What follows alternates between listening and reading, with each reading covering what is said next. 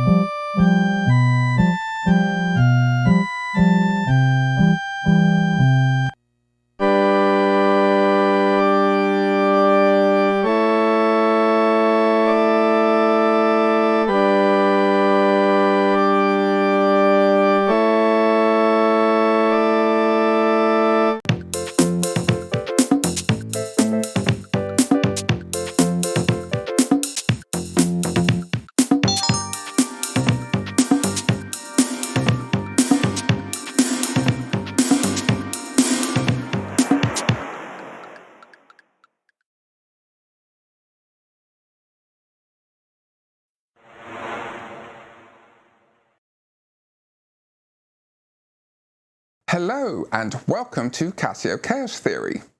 In this video, we are going to be looking at this, a 40-year-old Casiotone M10 from way back in 1981, the very first of the M series mid-size portable Casios.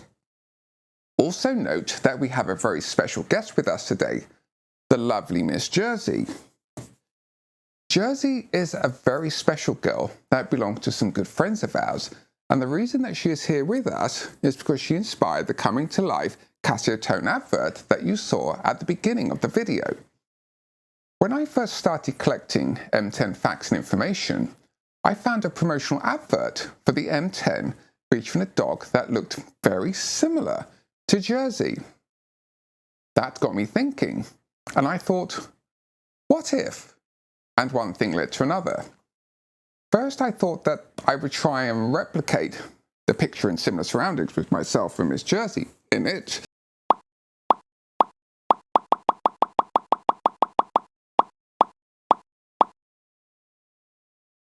She's not playing ball at the moment, are you? No. And then I thought, why not try and edit pictures of us into the original advert?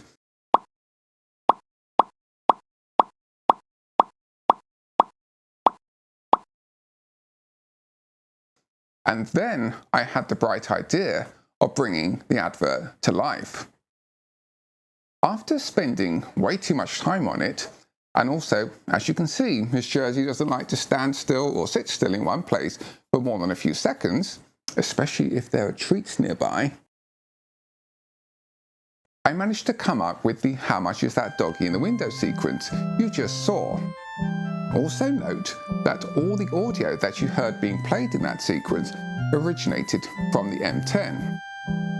During the video, we are going to be exploring the M10, and I'm almost certain, here it is, the M10 again, I'm almost certain it's the second ever Casio keyboard to have been released after the 1980 CT201. We'll be demonstrating the M10's sounds and features, and uncovering some interesting secrets that it has hidden inside. Timestamps for each video segment will be posted down below in the description box for those that want to skip to specific topics. She's really got ants in her pants in the moment.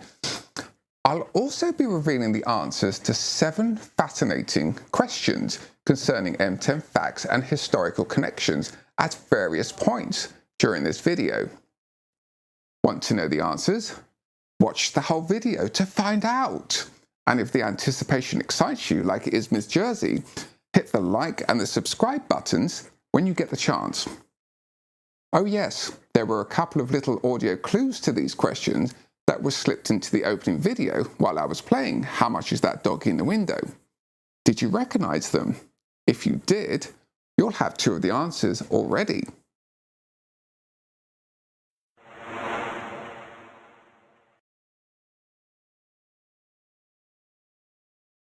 Casio started producing keyboard-based musical instruments in 1980 with the release of the Casiotone CT201. So significant was this model, in 2020 it was designated a future heritage technology by the National Museum of Nature and Science in Tokyo, Japan.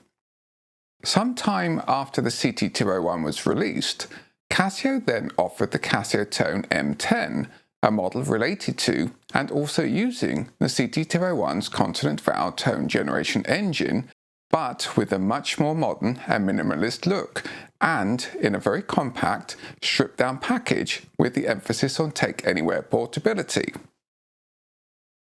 The official release date of the M10 is hard to pinpoint, and I've not found an exact date during my research.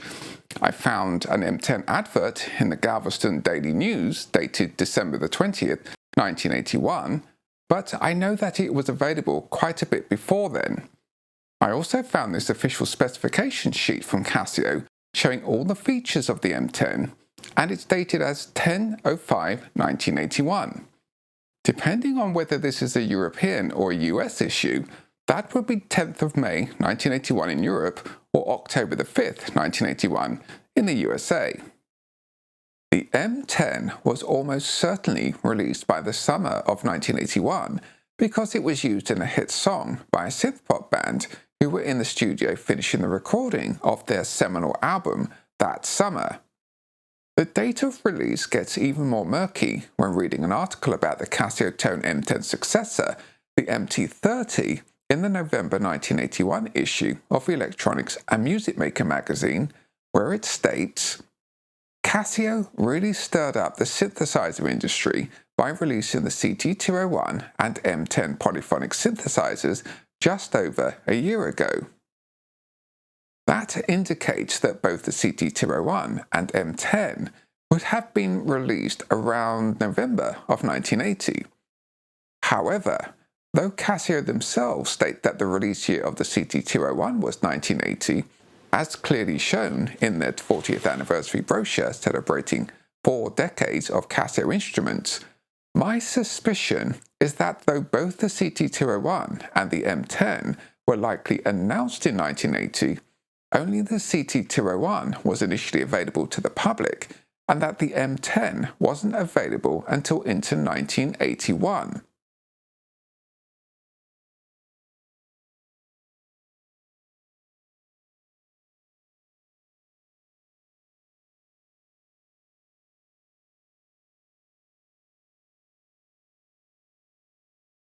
M10 Fun Fact. Which influential Boston-based new wave band's keyboard player used a Casiotone M10 along with a Casiotone MT30 for a live TV performance on the Tom Snyder Tonight Show around late 1981, early 1982? The answer is Greg Hawkes of the Cars. Greg Hawkes, the formerly trained keyboard player of the Cars who had studied at the Berklee School of Music and was famous for his use of the Sequential Circuit's Prophet 5 synthesizer, used 2 Casiotones for this performance of the band's song Cruiser, which was the B-side to their Shake It Up single, released in November 1981. You can see Greg play some of the stabs during the verses on the M10 during the song.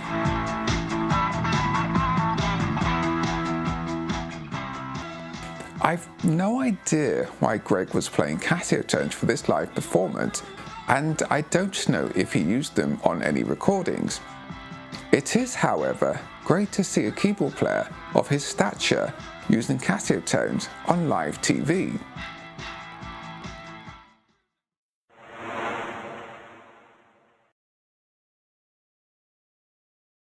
I've taken my own M10 apart to see if there are any date stamps inside, and sure enough, I do believe I have found a date on the main board next to the model number M310MA1B, and to the right of this appears to be a unique number, 81-0723, that I suspect to be the year of manufacture and the serial number. This suggests that my M10 is the 723rd M10 of the production line and was manufactured in 1981. I also lifted out the logic board to look underneath, but there's no additional identifying stamps other than the M310 model number at one end of the board. While we have the M10 apart, we can take a quick look at its single logic board. As you can see, there's not much in the way of analog sound generating hardware. The board is mostly populated with logic chips and with the tone generation coming from the large LSI CPU. It appears that Casio's consonant vowel sound synthesis is mostly digitally generated inside the main LSI and then fed through a digital to analog converter, fixed filters, and a Sanyo LA4120 power amp chip. M10 Fun Fact. Which American soft rock pop disco band, popular in the 70s, was featured in one of the M10 promotional pictures? The answer is Dr. Hook. Here we can see the band all clamouring round a Casiotone M10 with some text below suggesting that with the band being on the road for 28 weeks of the year, the portable keyboard comes in handy, especially when practicing before a performance. However, I haven't found any evidence that the band actually used an M10 live or on any of their recordings.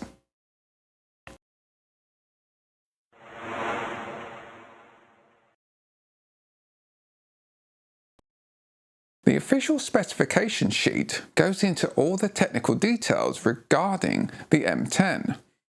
To summarise its main features, the M10 offers the following: 32 mini keys covering 2.5 octaves, 8 notes of polyphony, 4 selectable tones, vibrato on-off switch, a single 300 milliwatt speaker, a combined headphone and line-out socket, and the ability to run off an AC adapter or batteries.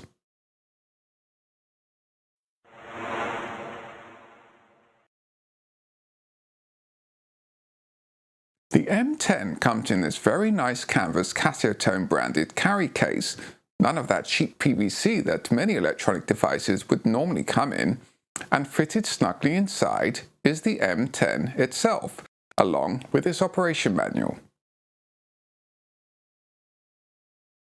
The manual is straightforward and concise and covers all the M10's details, features and functionality, and is also divided into sections for multiple languages.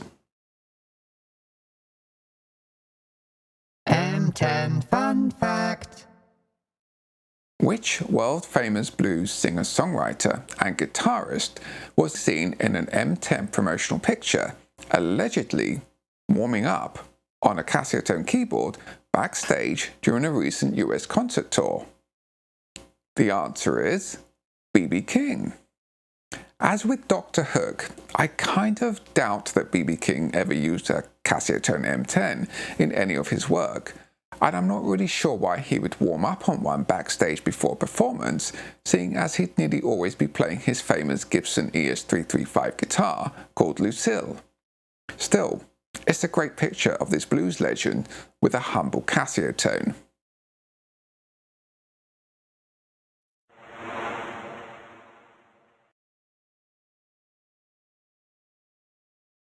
The Casiotone M10 has a minimalist, elegant and pleasing design. The 2.5 octave keyboard is nicely responsive and easy to play, at least as far as mini keys goes. At the top right, we have a recessed power switch, then above that, a volume slider control. To the left of this is the tone selector switch, where we can select one of the 4 tones: piano, violin, flute, and organ. To the left of this is the vibrato on-off switch. Then just below this is a grill to allow sound from the internal speaker out, though the speaker actually faces downwards and has a grill on the base of the M10. The base of the unit also has the removable hatch for the battery compartment that can take 5 C-type batteries, and in the centre is the Casio sticker showing the model number and the power details. On the right side of the unit are 2 sockets, one for a 7.5 volt AC power adapter, the other for connecting headphones or for using it as a line out to connect to external audio equipment. Overall, the Casiotone M10 feels well made and with quality plastics used, typical of this era of Japanese products. It has a surprising weight to it, 1.6 kilograms, 3.5 pounds with batteries installed, though it's still very portable and easy to carry around thanks to its compact dimensions. As said earlier, it's a simple design but elegant and efficient with it. M10 Fun Fact. Which groundbreaking experimental new wave band featured the Casiotone M10 playing the solo in the video for one of their hit songs? The answer is Devo. In the Devo That's Good video, Mark Mothersbaugh is seen with an M10 strapped onto him like a guitar, and he plays it in the solo.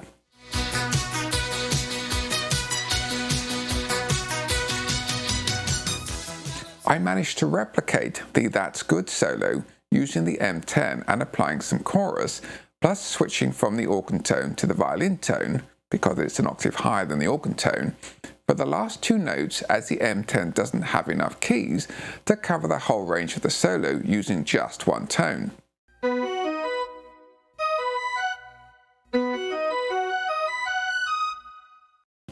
I doubt that Devo actually used the M10 on the recording of the song, but you never know. Devo were well known to have used all sorts of oddball and circuit-bent equipment during their long career. So it's like an alternative keyboard? There it is. So that's all you need, a calculator. Very likable. And Mark Mothersbaugh has a large collection of these among his instruments at his Mutato Musica studios located on the Sunset Boulevard in Los Angeles, including a Casiotone CT701.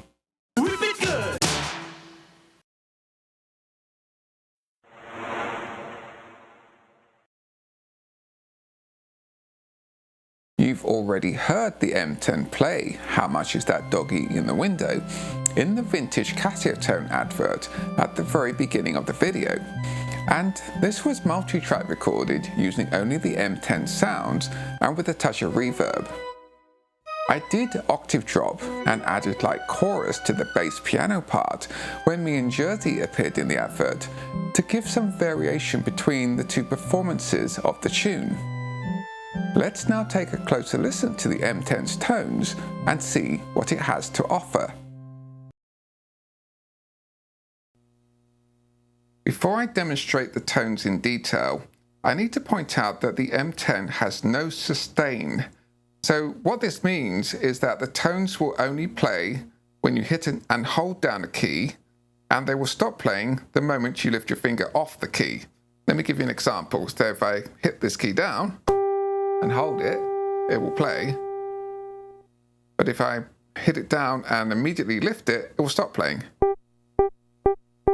So there's no natural sustain on the tone, which probably not too much of a problem maybe for the violin, flute and organ, but a piano should have some natural sustain on it, which it doesn't, unfortunately.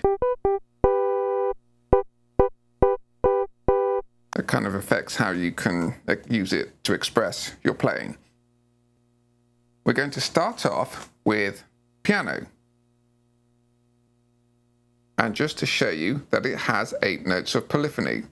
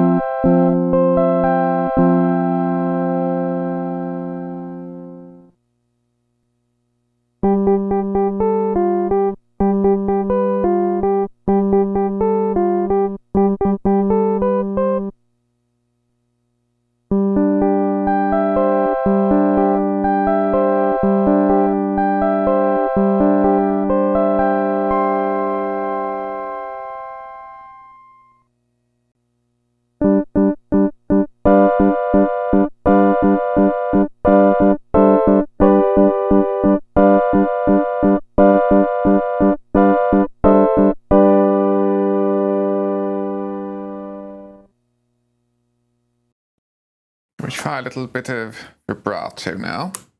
Put the vibrato on.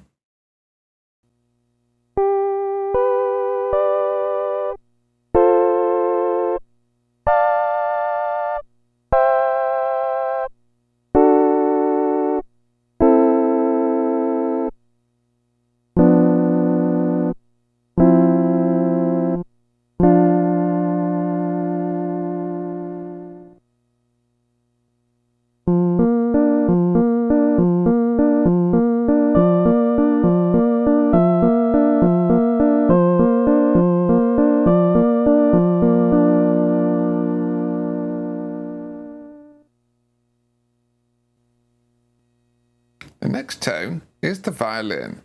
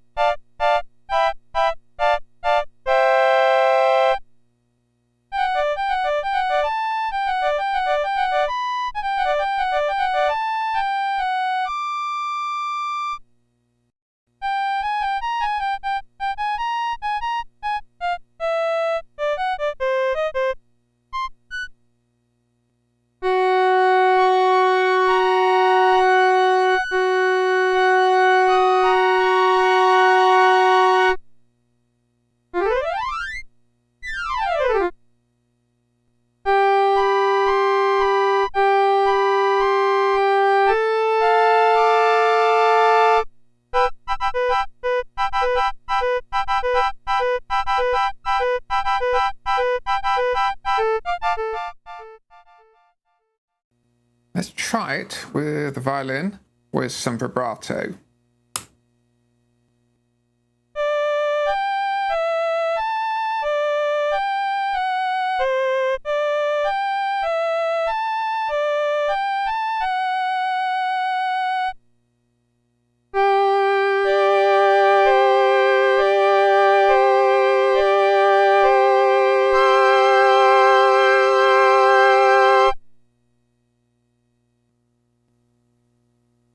Going to do the flute.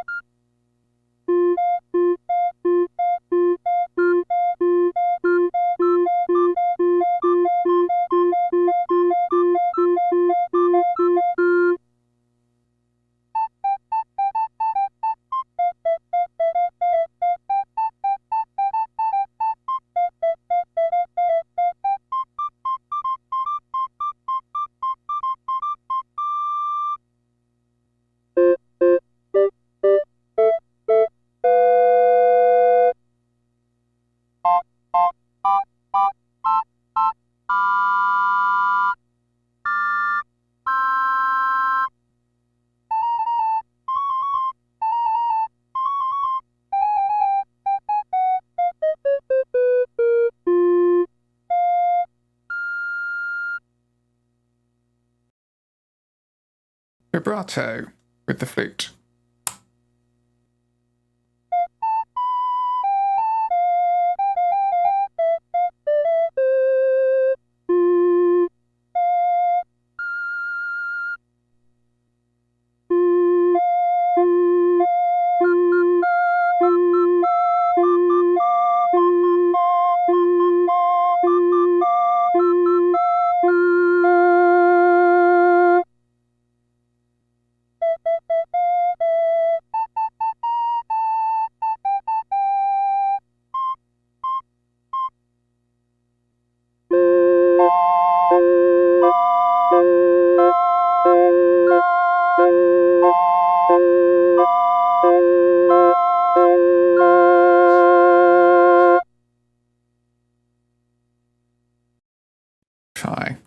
organ.